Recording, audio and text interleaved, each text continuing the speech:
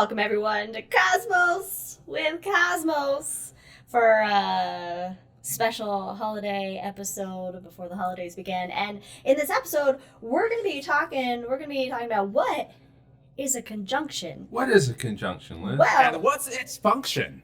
Apparently, it's a word used to connect clauses or sentences or to coordinate words with the same clause, like but and if. We'll get there. We'll get there, because I have to describe what a coordinating conjunction is. We're not talking English conjunctions.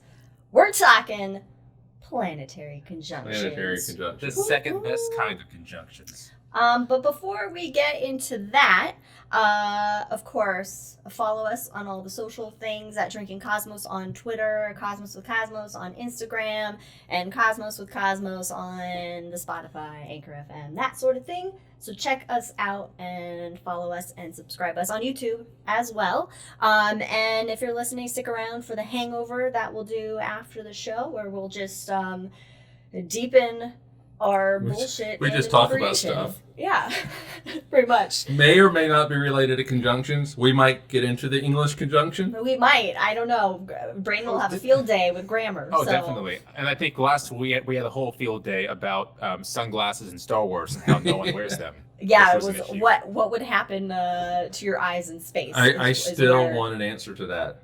I still want an answer. Well, I guess we'll have to go to space to find out. But before we get to that, of course, we got to talk about what we're drinking. So, Mike, what do you have? Because it looks very similar to what I have, but it's not. Well, I have two things. I have my conjunction junction. What's your function? Anyway, this is cherry juice with cinnamon whiskey. Okay. Yeah. I was like, what the hell was the alcohol? Normally it comes with cherries, but the last two cherries in the jar are saved for Liz. But I also have... ain't that love? Yes, I also have what I'm calling a snow globe. Because I want to live in a snow globe because I want some fucking snow. Brandon's getting it. I want my snow. We just had some snow. I got snow right now. You're snow greedy. I could go outside and disprove global warming right now if I wanted to. Just hold up that snowball. All right. right. Yeah. Well, isn't he your fucking not governor, senator? I didn't vote for him. Yes. No. All right. Anyway, this is cinnamon eggnog, and mine is different from Liz's, but mine has vanilla custard vodka in it. What do you call an eggnog for someone who doesn't believe in God? What, Brandon? Agnostic. Oh. Okay. All right. I'll give you that one. Agnostic. Agnostic. Oh, damn. All right. All right. Liz, what are you drinking? Matter of hand. Okay, I am drinking what looks suspicious. Don't spill it. Well, it looks suspiciously like Mike's, except mine is cinnamon eggnog with cinnamon whiskey, and I am calling it the Cosmic Perspective. Nice. I feel like it's a callback to the earlier drink. Did he use that before? 'Cause I remember saying that's a really good name.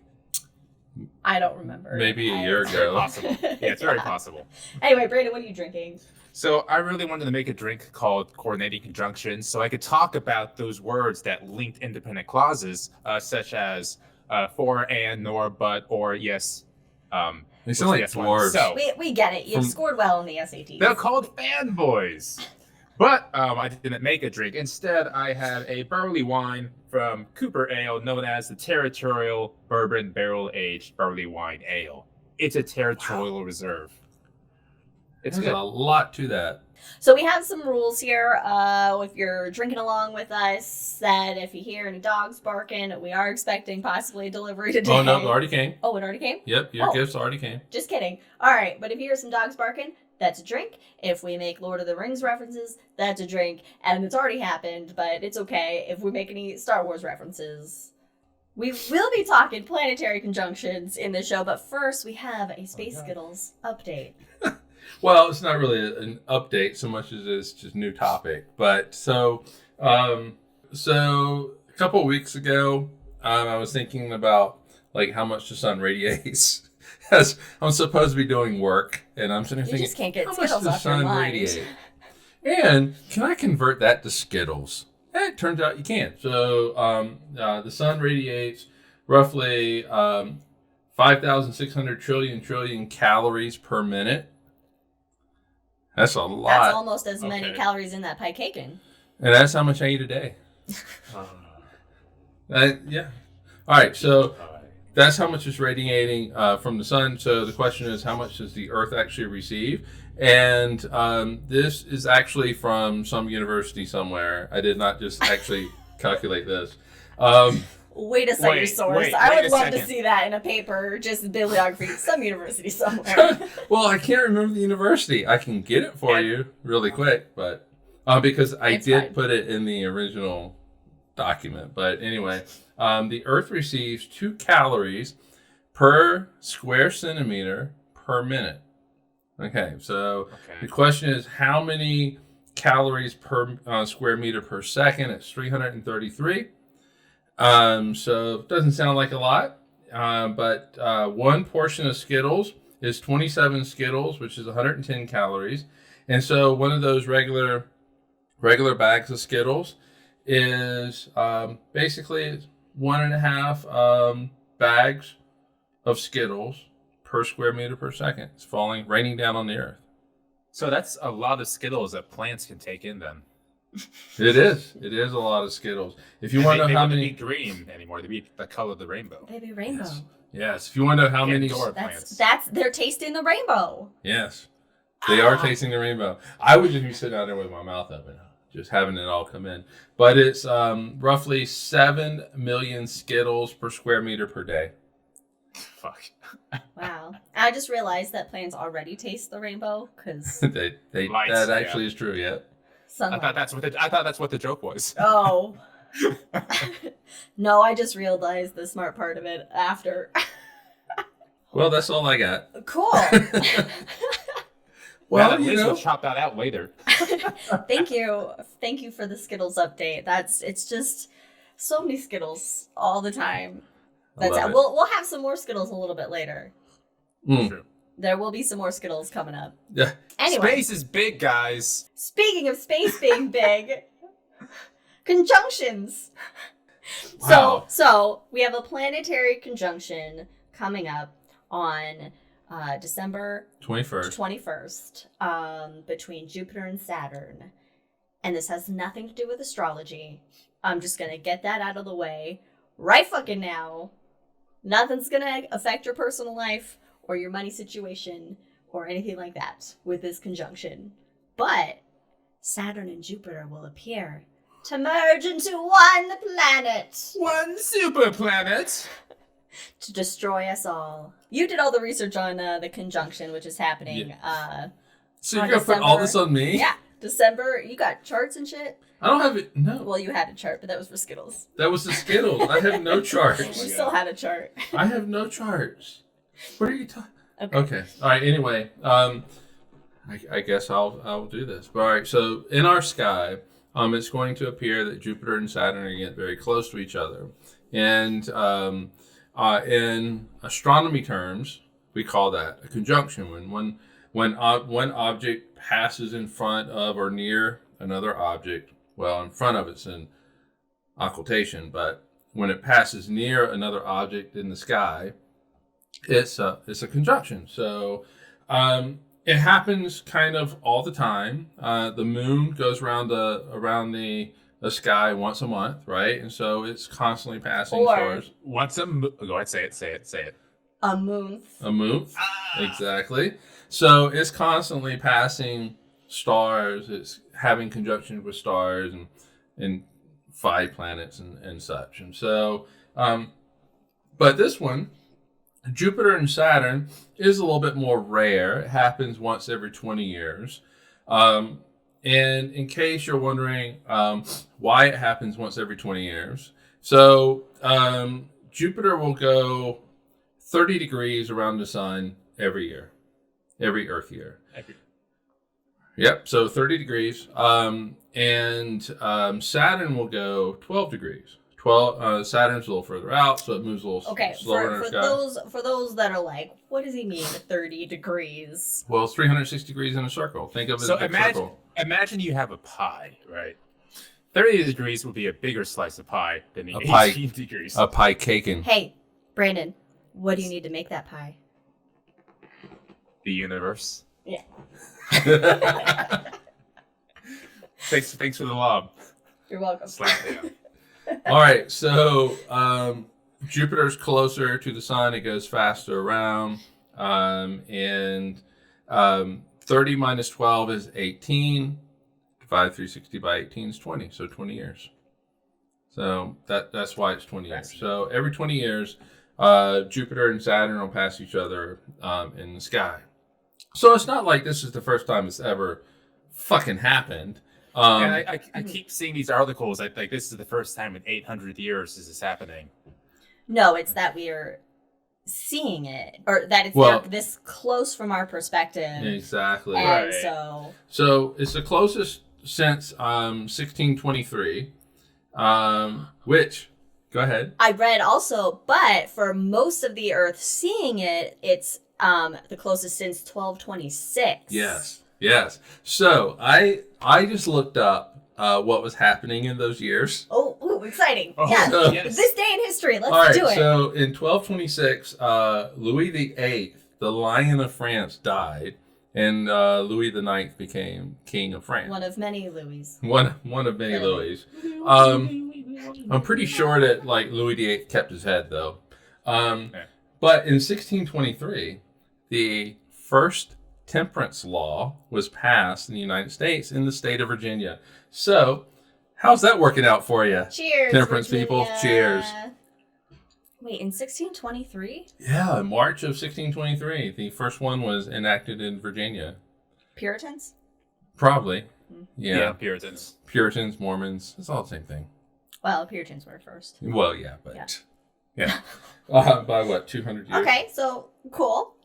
Right. So, but like you said, this is it's the closest observable Wait. one. But what was happening in 1226? You said you looked up Oh, something. that was Louis VIII. Oh, that was Louis Now, VIII. Yeah. now, because this is how science works, I need you to make a hypothesis what's going to happen on the 21st, and we will test it to see if it occurs.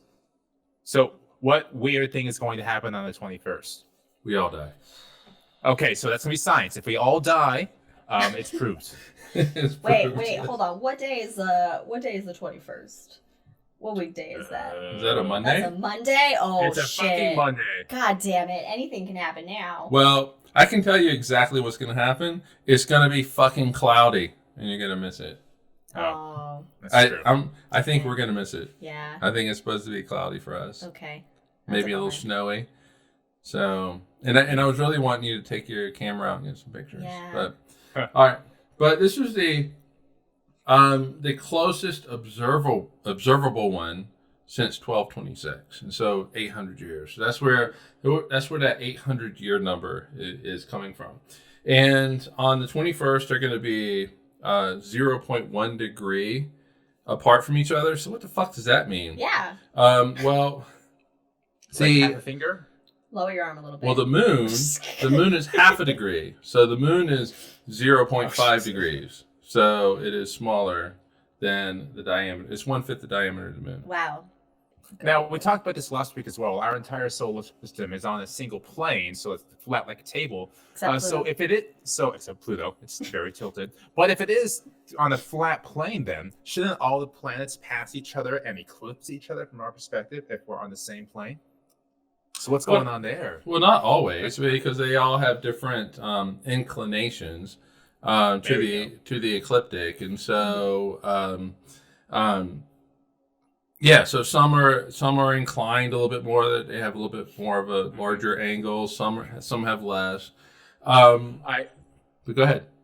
I always, so the most common way to say is like, well, one of the most common ways is like you toss the pizza pie up in the air, right? And the pie gets flat and flat and flat. But when you look close at the pizza pie being flung in the air, there are some inclinations to the pie itself as well.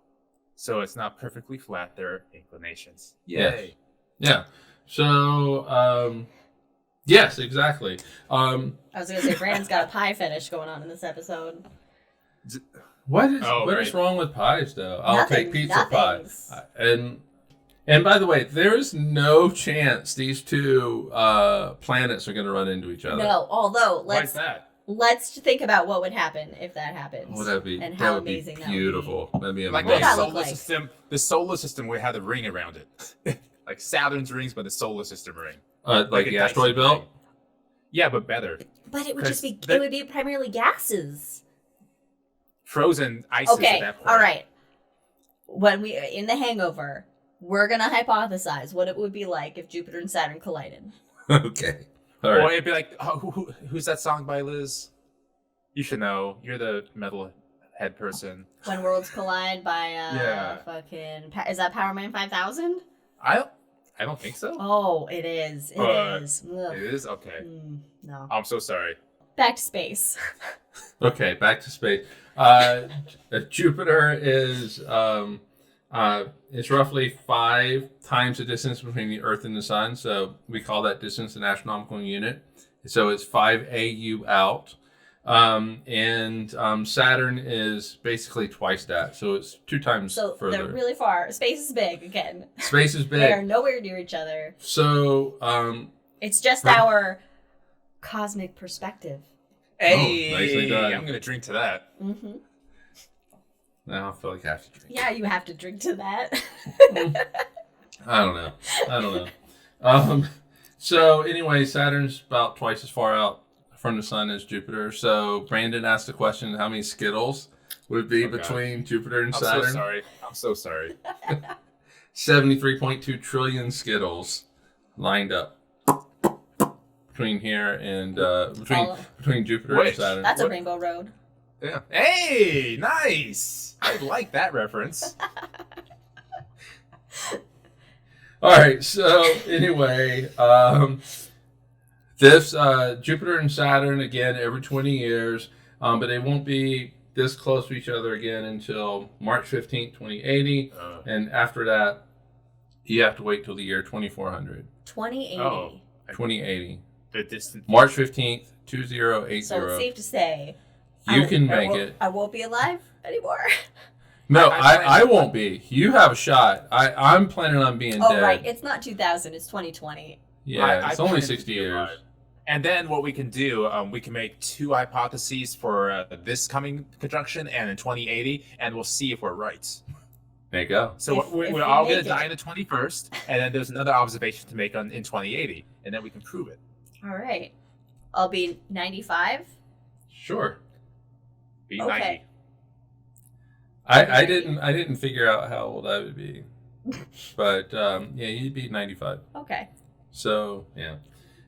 Anyway, if you can't make it to the 2081 because it's cloudy or whatever, don't worry. There's another one in 2400. You'll be fine. There you go. You'll get Maybe we'll have Star Trek by then. So the next 4 conjunctions, and I'm looking forward to the next one, be October 31st, 2040. We can have fun with that. Ooh. We can have really a lot of fun with that. Then April 7th, 20? Oh, 2016. God. That's 2040. That's like 50 years away. Oh, shit. That's 10 years. Yeah, what? That's scary. We just said like they happen every 20 years. I know, but... And then I was like, hey, the next one, 2040, 20 years. Look, we're gonna be hitting our midlife crises. So, Oh, way ahead of you. That's what this year's for. oh, that's right. I forgot. Brandon's grandpa. So he's already. I'm going to be dead. That's my answer to everything. He's fine. I'm going to be dead. So what are you doing New Year's Eve? I don't know. I'm going to be dead. What are you doing? Cool. I'm just going to be dead. Well, after this year. Yeah, I know, right? All right, anyway, that's all I got. Well, another thing to point out too is that this is what, if you've seen in the news, people are saying something about a Christmas star. This is what it's they're not a fucking referring Christmas to is this conjunction event. Yeah, it's not. First of all, it's December 21st and not December 25th. Second of all, pretty sure Jesus wasn't born on December 25th anyway. So, whatever. Yeah. So if you got clear skies, the evening of the 21st, you can go out, see a really bright object in the southwest, and it's 2 objects. It's Saturn and Jupiter. Jupiter. And if you have a telescope, man. of course, That'd be pretty. both planets are phenomenal to look at. Yeah, it's gonna look like a kind of like a double planet. It could, like, if I take my glasses off, it would look like an elongated star, elongated planet. But it'll look like a double planet up there. It's gonna be kind of cool. It's kind of rare, so hopefully it'll be clear for you. I don't know what it's gonna. It'll probably be cloudy for us here in Ogden. Probably cloudy in Portland, but. Go out, look at it. Check it out. It'll be really cool. I mean, It's also getting close now, like Mike was about to say before I interrupted him. It's been getting much closer in the last couple of weeks, and in a couple of weeks after the fact, it's still be really close. So really cool to see. Yeah, so you have really plenty of time. It happens really quickly because it seemed like we went out to look, we being me and Liz, we went out to change the color on the lights of our trees. And I looked up and I made the comment of like, "Hey Jupiter, you better hurry up if you want to do the 21st," because they're pretty well separated. But Jupiter's going to close that gap really quick. Yeah. So my mom asked on Twitch, how long will it be visible? So the closest approach will just be on the 21st. Right. But you can go out tonight and see them pretty close to each other. But with each successive night, they're going to be. I would say for the next couple of weeks, you're going to be able to see them pretty close, with the 21st being.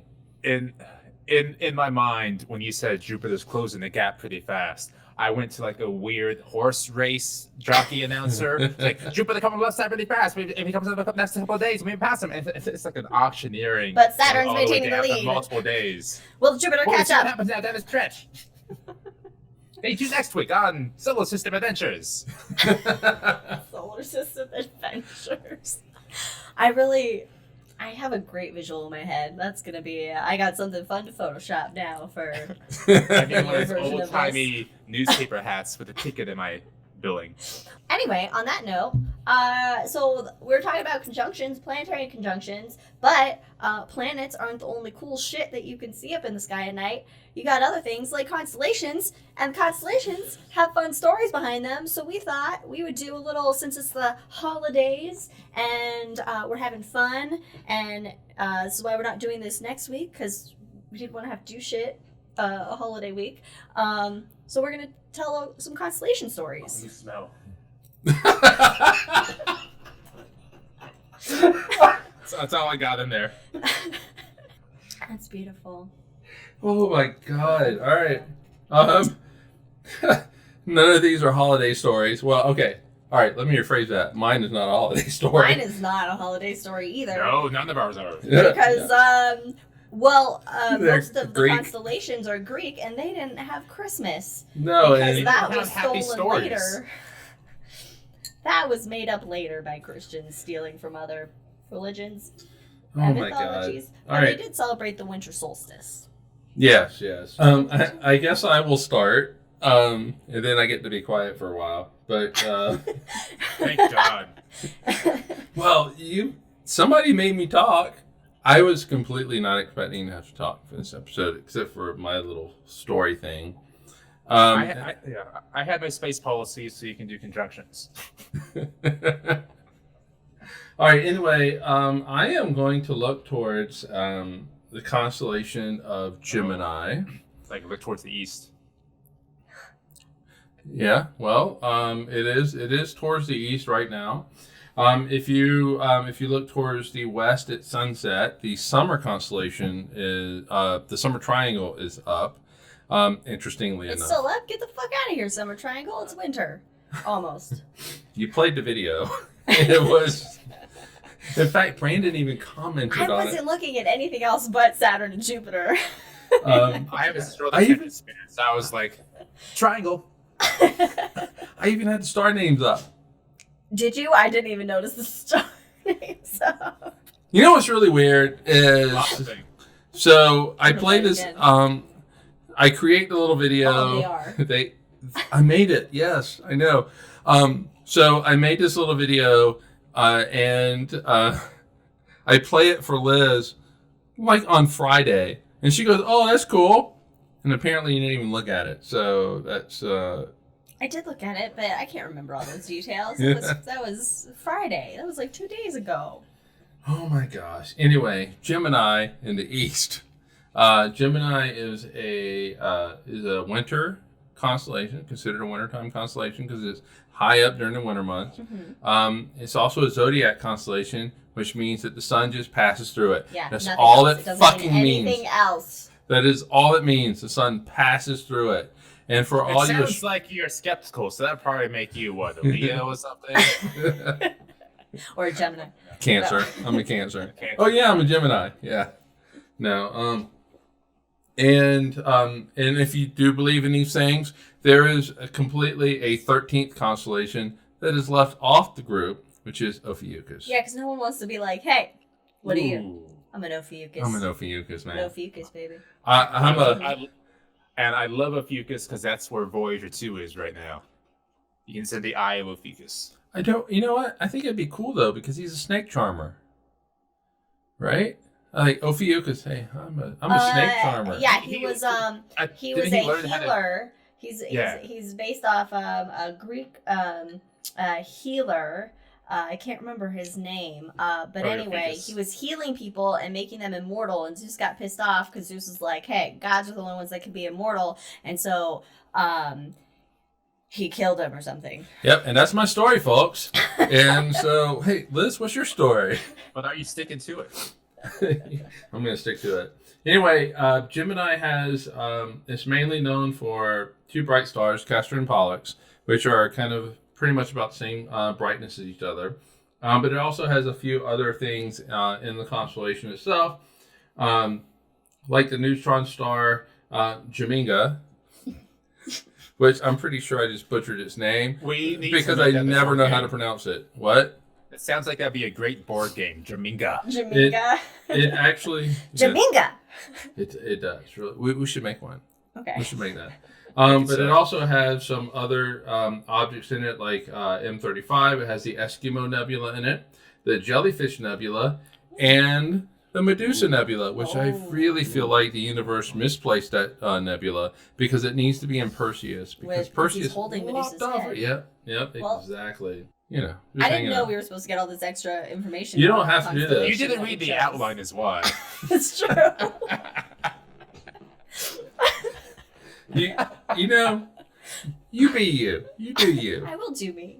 All right, so Gemini has a little story behind it. All right, so Castor and Pollux, they have a mom.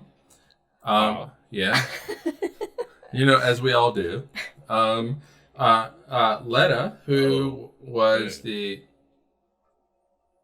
Yeah. Brandon has a severe aversion to the name Letta. Apparently. She was the queen. She was the queen of Sparta. Oh. Yeah, so she could kick ass. You don't want to fuck with her at all. Okay. But anyway... is this during Leonidas' reign? No. No. Okay. No. Tyndareus. Okay. Tyndareus' reign. But sad part of the show, because she was raped. I mean, every Greek woman. I mean, every woman really, but so every Greek that's woman. Why, and that's why I cringe because it's Leda and the Swan. Yeah. So raped by Zeus, who Naturally was a swan. Who was a swan in Naturally. this. So that rape actually produced a couple of kids. A couple from one rape? From one rape. Oh, that's right. They're twins. Hold on. No, produced Pollux and Helen. Oh. So, okay. yes, Helen of Troy was produced in this rape. It is a classic love story. Yes. Thank you, Richard. But Letta was married to King Tyndareus, who the Greeks apparently do not know how conception works, but apparently shortly thereafter... Neither do the GOP. Yeah, I know, right? Heyo. Shortly thereafter, Tyndareus and Letta produced, from their union, Castor. So Castor and Pollux really are like half brothers. Okay. But then you have also the sister Clytemnestra, whatever.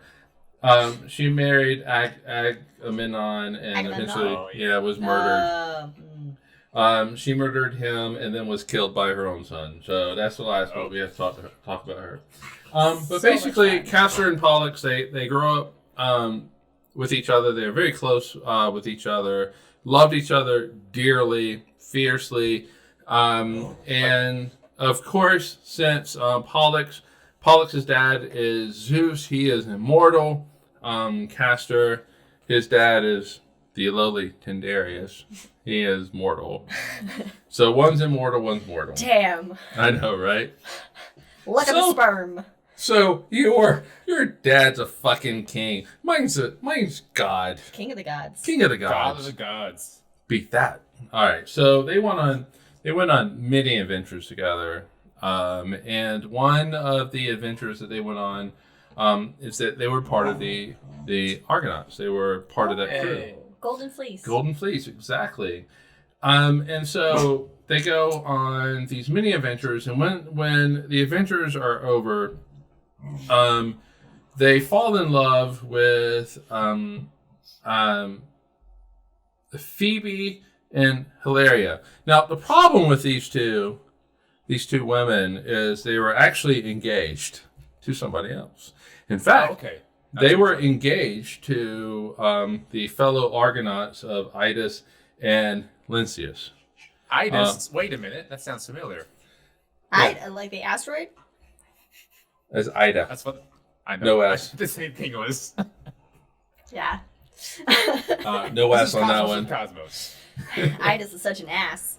Droid. Yeah, she did lay an egg.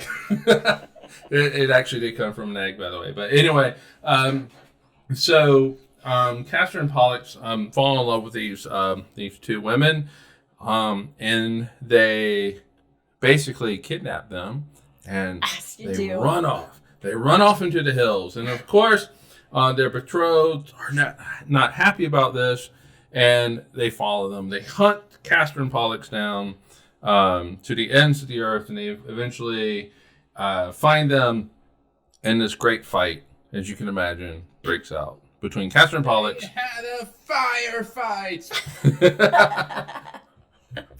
Castor and Pollux, who are twins, and by the way, Idas and Lynceus, or how you pronounce his name, they were also twins. So it's the battle of the twins. Talking about battle, never mind. Yes, and so in this battle, Lynceus kills Castor, the mortal brother to Pollux. And Pollux is really pissed off at this point, and he stops his fight with Idas, and he goes over and he kills Lynceus. And then Idas sees this, of course. Now he's all pissed off, even more than he was, and he wants to kill Pollux. But Zeus intervenes and throws a thunderbolt down and prevents the two from fighting any further. Because he wanted to protect his son. And I'm sitting there going, Pollux is immortal. He's not going to die or anything. So he would win that fight. I'm sorry, we're going to drink for this one. As we know from Lord of the Rings elves, immortal does not mean you can die. You cannot die by the blade. So, we'll drink. Yeah. Yes, as we have learned from Lord of the Rings elves. Because, Lord of the Rings elves, the same thing as Greek. So, but anyway, Zeus intervenes, and he prevents the two from fighting each other, Pollux and Idas. But Pollux is devastated at the death of his brother, Castor. He is completely devastated. And he pleads with Zeus to allow him being Pollux, to go live in the underworld with Castor. And there's no way that that Zeus can allow that to happen, at least full time. And so he transforms Castor into stars, and Pollux and Castor become the Gemini twins up in the sky, to allow them to be together forever. For 6 months, they're up in the heavens, and for another 6 months, they're down in Hades, down in the underworld, and they get to spend eternity together. And it's a great story about brotherly love. Is that what the story is about? And rape? Yeah. Love and Brotherly rape love. and After a lot of I was trying to make it. I was trying to make it. If anybody's wondering why women are so angry, yeah, really, I know, right? Originally, though, thousands of years. Not everybody saw it as Castor and Pollux. I do believe that there were people who saw it as Apollo and Hercules as well. So different people in the Greek. I never heard that either. Yeah. Oh, interesting. So, in fact, Ptolemy considered it Apollo and Hercules. Well, then we should have known if Ptolemy said it. My mistake. All right. Brandon. Sup? What you got? What kind of fun, happy, heartwarming story do you have to tell us? I have definitely not a story about genocide. I have a story about a puppy. No, there's genocide, don't worry. About a puppy. And this puppy is called Canis Minor. So in the sky, Canis Minor is right. Yeah, so it is right next to Gemini, kind of ish. But when you see the constellation, sometimes you can use the imagination and squint and maybe think, okay, maybe Gemini could be twins. I can kind of see that. Maybe Orion with a belt and arms can be like a warrior. Okay, I kind of get it. Well, the Canis Minor, like Mike just said, it's literally 2 stars. It's a fucking line. And somehow it's made out to be like this great hunting dog. And so I would always say, and this great hunting dog is a wiener dog. Yes, that's what you say. I learned that from Mike, and I'm assuming Brandon learned that from both of us. I'm assuming I did, yeah. And I loved it because when you would have a full house and you would say that, everyone would laugh. Every time you get a chuckle. It was great. So anyway, so it's a straight line. And this little tiny puppy is right above the constellation, as Liz says, calls it Monoceros, which is a fucking unicorn. So it's a puppy riding a unicorn, and it is adorable. I love it. And so the common story is that this constellation is just a hunting dog of Orion, along with Canis Major. Hooray. But there are some other stories as well. For example, one of the help me out, not Hawaiians, Polynesians. Yeah, thank you, Mike. They call that one of the pillars that holds up the sky, which is really cool. And then the Greeks also have a different story, in which it is a great hound. It's not a puppy. It's not a little schnauzer. It's a great hunting hound, and it belongs to Icarius, the great winemaker of the ancient world. Ooh. Yes, because sponsor of our show. And sponsor our show, Dionysus and Bacchus. So Dionysus was, of course, one of the gods of. Was he the god of wine, or was Bacchus the god of wine? Well, Bacchus is the Roman version of Dionysus. Okay, thank you. So Dionysus, the Greek god of wine. Thank you, Liz. And parties. And parties. Yeah. Hey.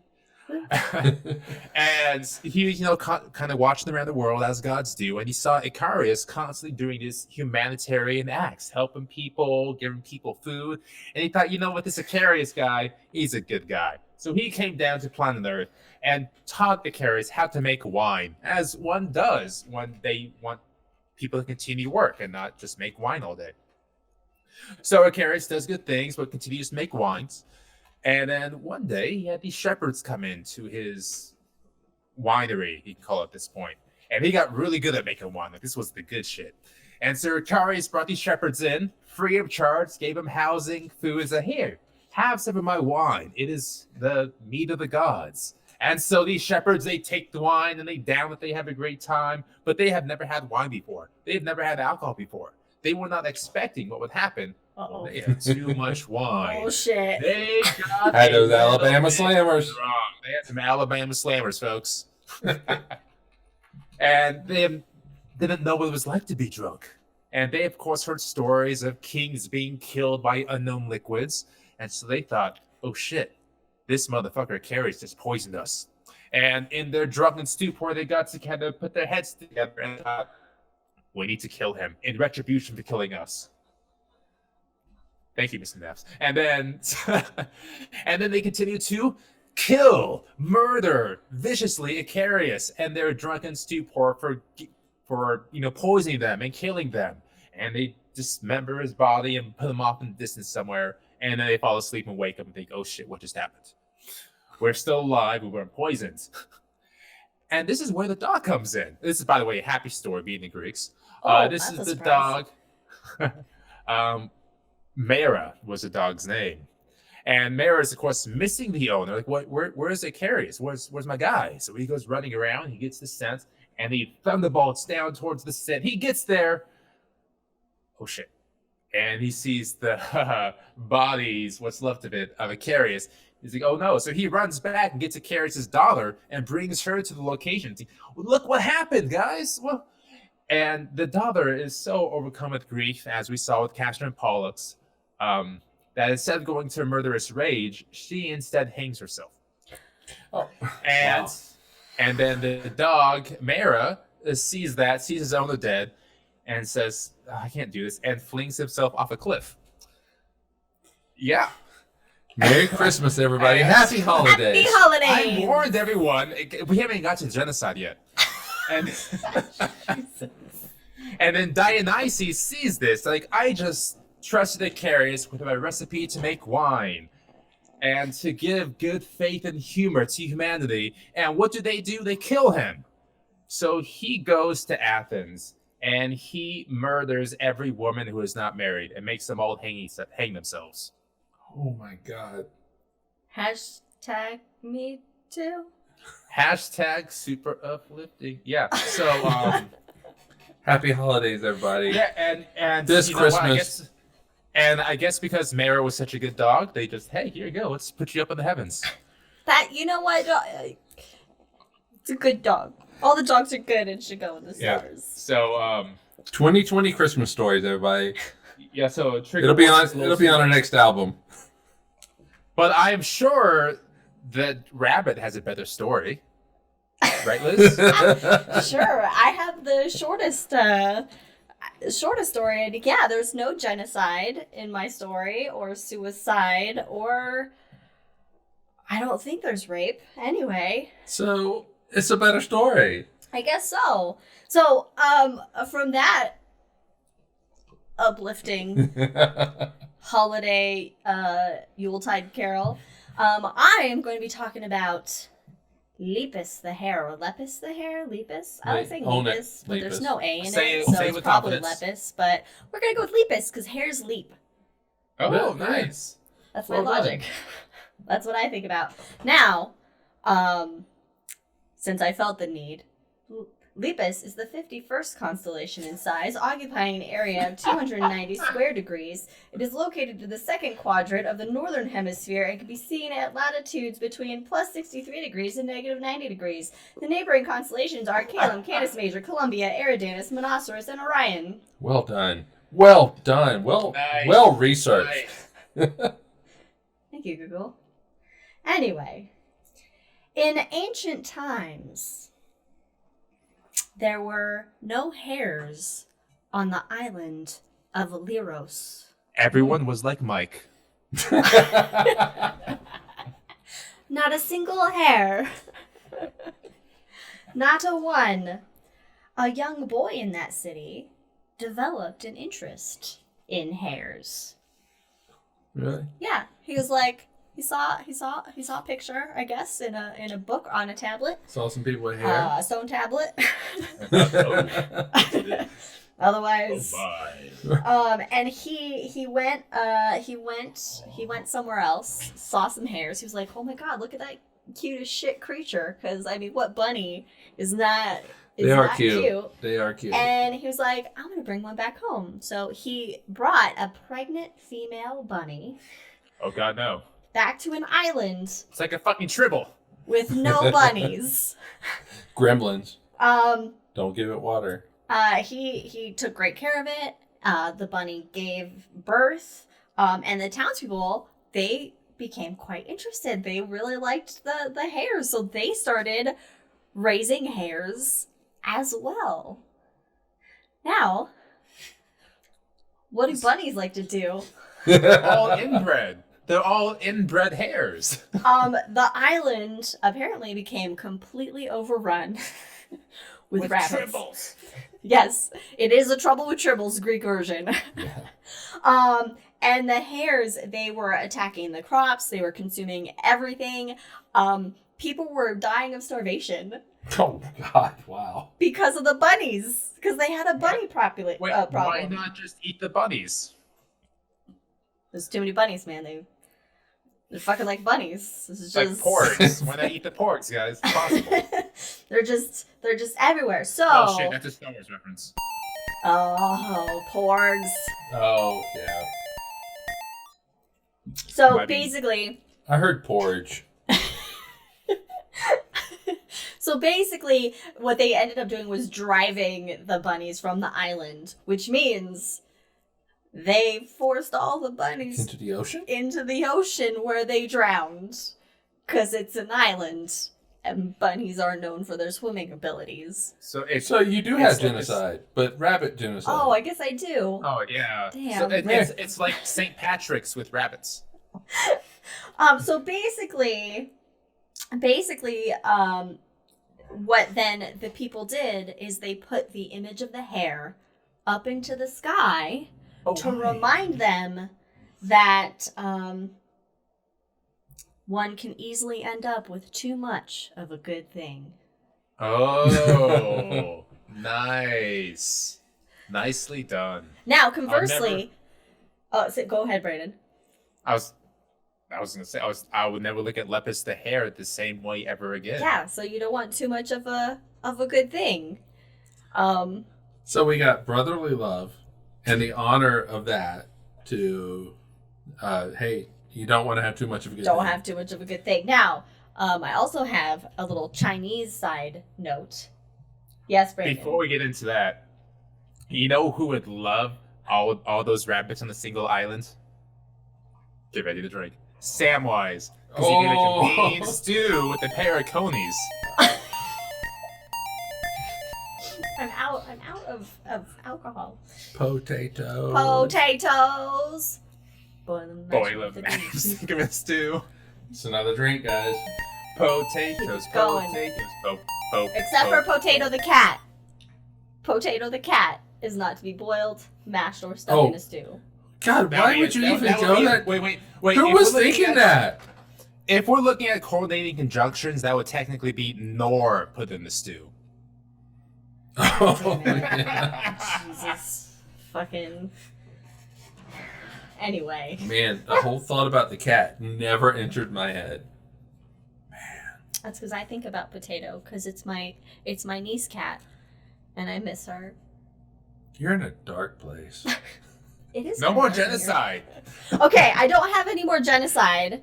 At least I didn't have genocide in mind. All right, so Chinese. We're gonna talk a little Just Chinese. We're gonna talk a little Chinese. So the 4 stars in Lepus basically formed to the Chinese to form Junjing, which is a well of drinking water for the army. So that's nice. Oh. So noblemen then had their own well, Yujing, which was on the border between Orion and Eridanus. Eridanus is actually like a river constellation. And Alpha, Beta, Gamma, and Delta Leporis. So these are the brightest stars in Lepus. So Alpha Sounds being like the where brightest. Betazoids come from. It's a good thing Star Wars reference. I know. They formed, and it's just the letter C and E, so we're just going to say they formed C, which was a toilet. A toilet. The four brightest stars in Lepus formed a toilet that was perhaps for use by those attending the annual hunt that was depicted in this part of the sky. Oh my god. A privacy screen, ping, was formed by Mu and Epsilon Leporis. Well, that's good. And droppings from the toilet were represented by a star to the south of the toilet in Columba, the constellation. They went so far to represent droppings in a toilet. I love this. Yeah, so Lepus the hare is actually a space potty, and then a star below it is a space turd. Space poop. Space poop. But there is a privacy screen there because, you know, they've wanted to be decent. I don't even know. 2001 Space Podsy. Podacy. 2001 Space Toiletry. Wow. So how do we segue to whatever we're going to talk about next? Hey, everybody. This episode was shit.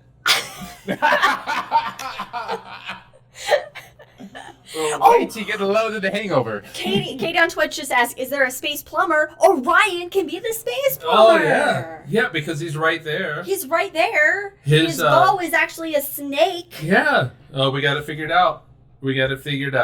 Yeah. Yeah, so Orion the plumber. And I was just going to say that his sword could be like his plumber butt. His plumber butt? Yeah. No, that's his The snake is called snake. No, his snake is plunger. is his shield or his quote unquote shield, the lion skin. Okay, belt. his sword is his plunger. Because you gotta have a plunger. And then it's like the Orion, really, just like a messy. Really, you want to go with plunger? Wrappings? You want to go with plunger on that? Oh, his sword is the snake. I'm glad no one's heard what I said. I wasn't. No, what did you say? What did you say, Brandon? I was like, well, then the Orion Nebula would be like the mess he got from trying to fix the toilet. Just a big smear. The splatter. Of crap. It's the hazards of the occupation. Orion is the restroom attendant at the Posh Potty. It is a space potty, so it's definitely. Okay. Yeah. All right. It's made of stars. Thank you, Jack. Yep. So anyway, God, it's all stars. The great thing about the constellations is you can just imagine whatever you want up there, from, you know, Make up your own shit. twins to rabbits to Yeah, make up your own shit. Literally in you some can literally places. make up your own shit in the sky. Yeah. I like it. Anyway, so Take us home. that was this episode of Cosmos with Cosmos. We got planetary conjunction functions, and Rape and genocide. Rape, genocide, and and shit. space poop. Yep. I liked it. Happy holidays, everybody. Happy holidays, Happy everyone. holidays. But we will see you next year, 2021. Let us all hope that 2021 is much better than 2020. So, everybody have happy holidays. Stay safe, stay healthy, and we'll see you next year. Yeah.